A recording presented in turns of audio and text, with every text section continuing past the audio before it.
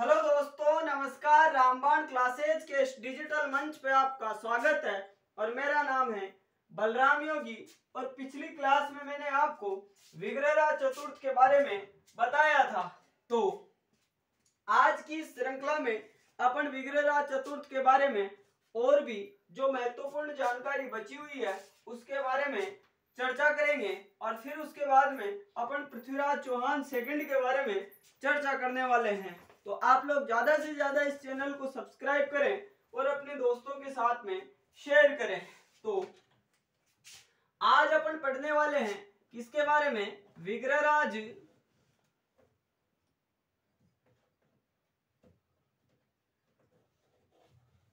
चतुर्थ के बारे में, विग्रहराज चतुर्थ के बारे में।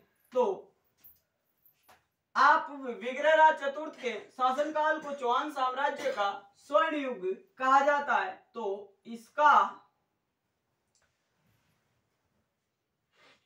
शासनकाल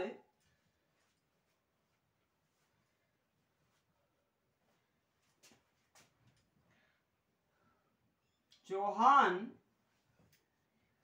साम्राज्य का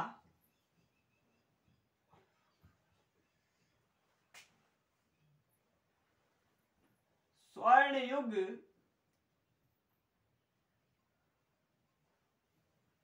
कहलाता है।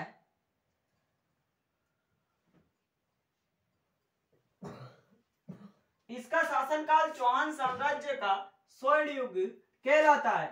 आगे बात करें तो हरिकेली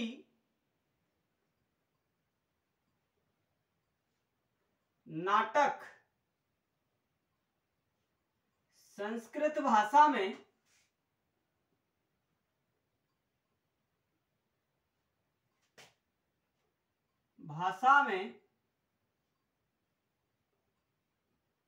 स्वयं इसी के द्वारा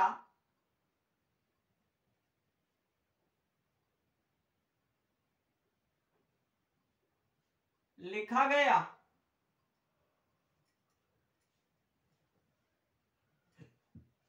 यानी ये जो विग्रहराज चतुर्थ था इसके द्वारा हरिकेली नाटक संस्कृत भाषा में लिखा गया था। आगे अगर अपन बात करें तो दिल्ली शिवालिक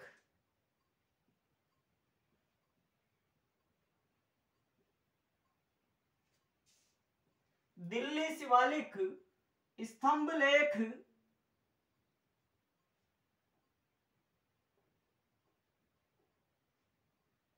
का निर्माण भी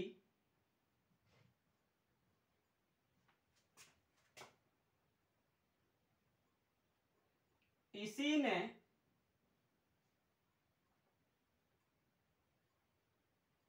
करवाया। यानी दिल्ली शिवालिक स्तंभ लेख का निर्माण भी इसी विग्रहराज चतुर्थ के द्वारा करवाया गया था। आगे अगर अपन बात करें तो इसने दिल्ली तक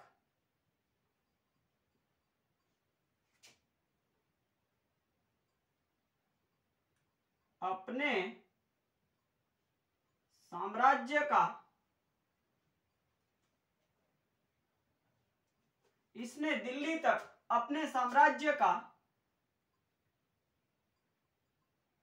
विस्तार किया।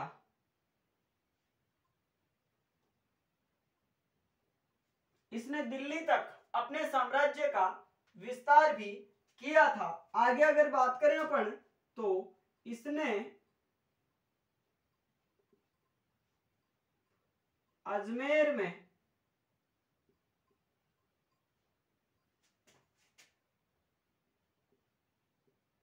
सरस्वती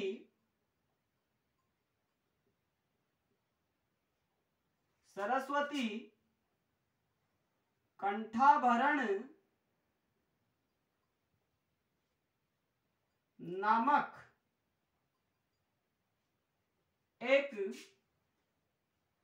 इसने अजमेर में सरस्वती कंठाभरण नामक एक संस्कृत पाठशाला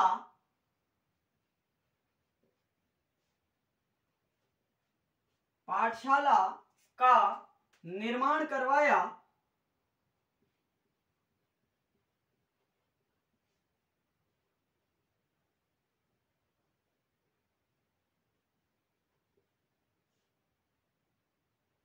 जिसे कुतुबुद्दीन ऐबक ने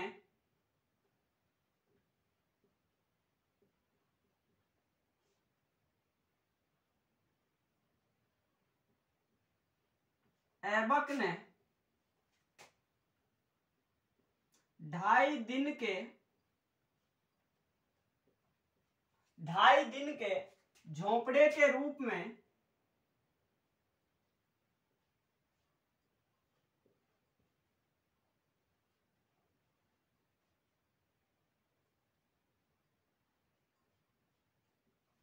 परिवर्तित करवाया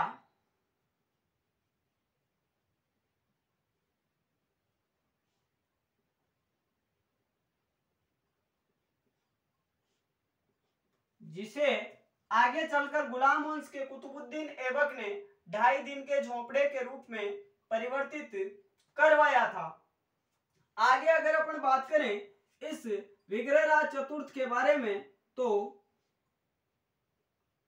किलहॉर्न एक इतिहासकार आते हैं, अंग्रेज अधिकारी आते हैं। किलहॉर्न के अनुसार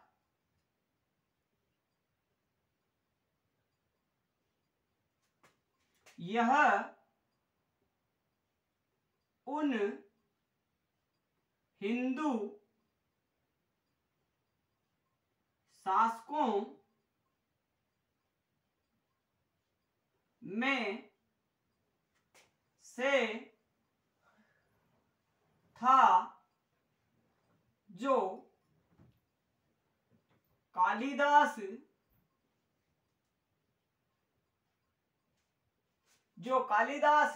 व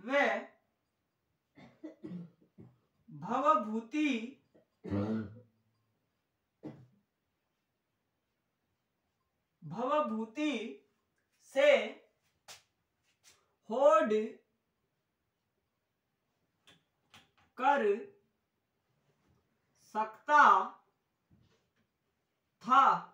यानी किलहॉर्न के अनुसार एक अंग्रेज विद्वान आते हैं किलहॉर्न, उन्होंने ये लिखा है कि ये उन हिंदू शासकों में से थे जो कालिदास और भवभूति से भी होड़ कर सकते थे।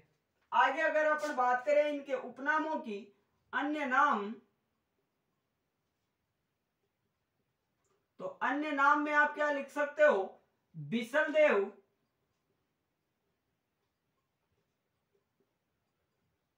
बिसलदेव के अलावा आप लिख सकते हो कवि बांधव,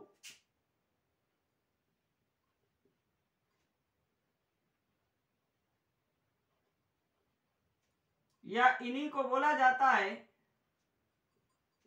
कटी बांधव।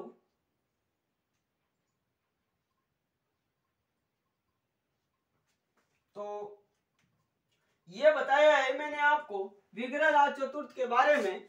तो इनका शासनकाल चौहान साम्राज्य का स्वर्ण युग कहलाता है। हरिकेली नाटक संस्कृत भाषा में स्वयं इसी विग्रहराज चतुर्थ के द्वारा लिखा गया था और दिल्ली शिवालिक स्तंभ लेख का निर्माण भी इसी विग्रहराज चतुर्थ के द्वारा करवाया गया था। फिर मैंने आपको बताया कि इसने अजमेर में सरस्वती कंठावरण नामक एक संस्कृत पाठशाला का निर्माण करवाया था, जिसे आगे चलकर गुलाम वंश के कुतुबुद्दीन ऐबक ने 2.5 दिन के झोंपड़े के रूप में परिवर्तित करवाया था। और किलहॉर्न ने यह लिखा है कि यह उन हिंदू शासकों में से था जो कालिदास और भवभूति से भी होड़ कर सकता था। और अन्य नाम में आप क्या बताओगे? बिसलदेव, उसके अलावा कवि बांधव और कटी बांधव के नाम से भी इसको इतिहास में जाना जाता है। तो आप लोग इसको नोट आउट कर सकते हो। अब अपन जो पृथ्वीराज चौहान सेकंड है उसके बारे में चर्चा करने वाले हैं।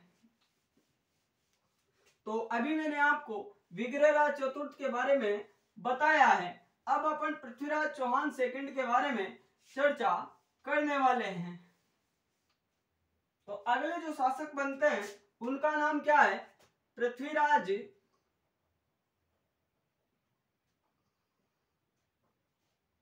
चौहान सेकंड। पृथ्वीराज चौहान सेकंड तो हांसी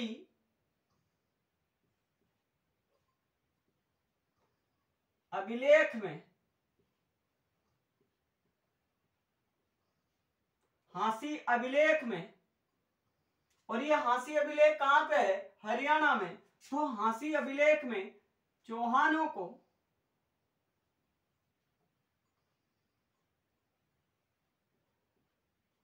चंद्रवंशी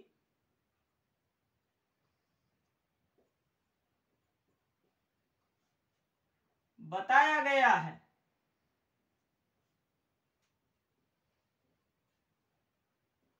तो मैं क्या बता रहा हूं कि पृथ्वीराज चौहान जो सेकंड थे तो इन्हीं के समय का एक अभिलेख है और अभिलेख का नाम है हांसी अभिलेख। तो इस हांसी अभिलेख में चौहानों को क्या बताया गया है? चंद्रवंशी बताया गया है। आगे अगर अपन बात करें तो इसी पृथ्वीराज चौहान के समय का एक अभिलेख आता है और अभिलेख का नाम क्या है? घोड़ अभिलेख। और ये घोड़ अभिलेख कहां पे पड़ता है? भीलवाड़ा में। यानी मैं आपको क्या बता रहा हूं तो पृथ्वीराज चौहान सेकंड के समय का एक अभिलेख है घोड़ अभिलेख, और ये घोड़ अभिलेख कहां पे पड़ता है? भीलवाड़ा में। भीलवाड़ा में। और इससे अपन को किस चीज की जानकारी मिलती है? इस अभिलेख से अपन को जानकारी मिलती है किसकी? रूठी रानी मंदिर की।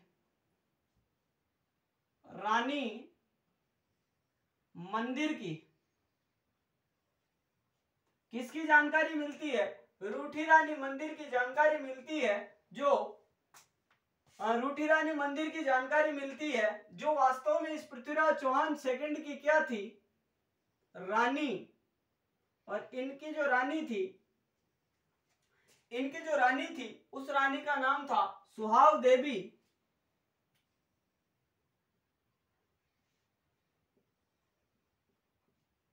यानी मैं आपको ये कहना चाहता हूं कि इस घोड़ अभिलेख में ये बताया गया है कि साहब रूठी रानी का जो मंदिर है वो कहां पे स्थित है? भीलवाड़ा में। और ये रूठी रानी का जो मंदिर है वो किसका मंदिर है? इस सुहाव देवी का ये मंदिर है।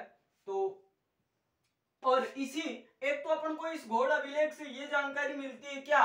रूठी रानी मंदिर के बारे में जानकारी मिलती है। और दूसरी अपन को इससे किसकी जानकारी मिलती है? जानकारी तो एक तो बता दी मैंने आपको क्या? रूठी रानी मंदिर के बारे में जो जानकारी मिलती है वो मैंने आपको बता दिया। और दूसरी क्या जानकारी मिलती है का इसने किसने? पृथ्वीराज चौहान सेकंड ने, यानी इसने बाहुबल से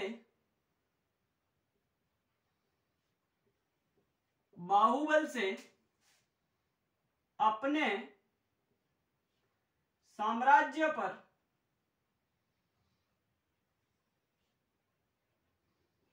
अधिकार किया था।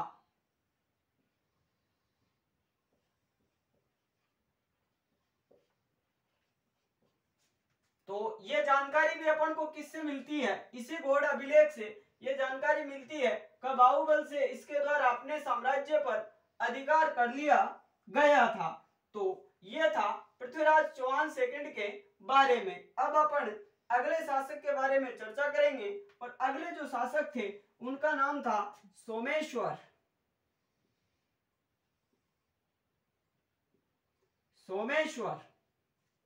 और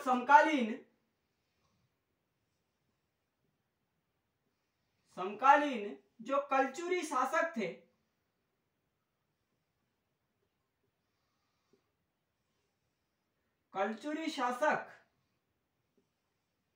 अचलदास।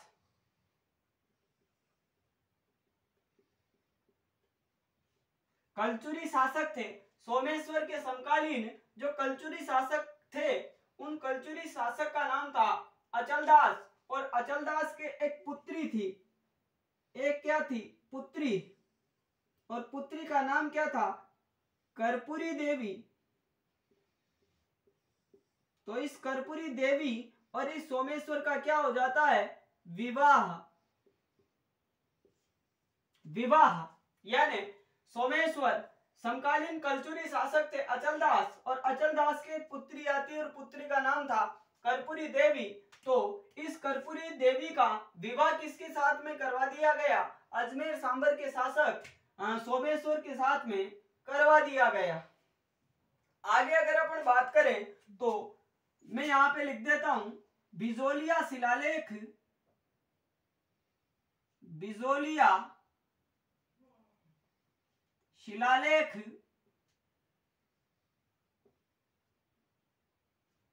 इन्हीं के समय का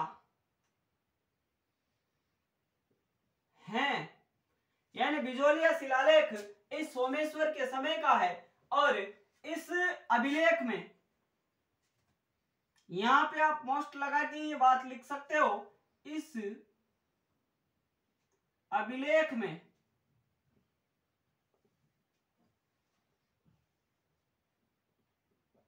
सोमेश्वर की उपाधि,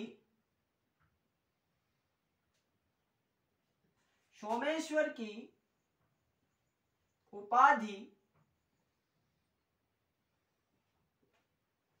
सोमेश्वर की उपाधि प्रताप लंकेश्वर है। ये बात आपसे एग्जाम में पूछी जा सकती है। अभी तक तो पूछी वैसे नहीं गई है, लेकिन पूछी जा सकती है। क्या प्रताप लंकेश्वर है।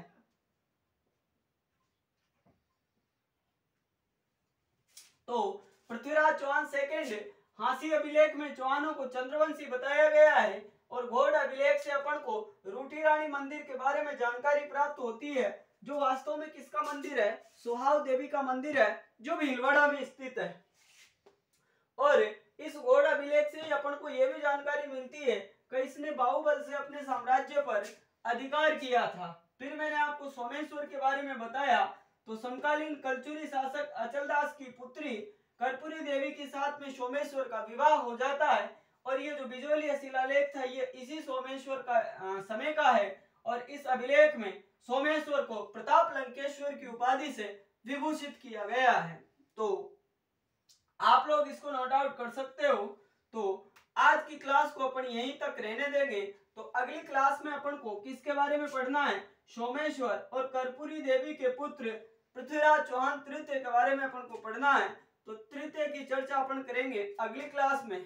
तो आज की क्लास और अभी के लिए इतना ही। धन्यवाद। आपका दिन शुभ हो।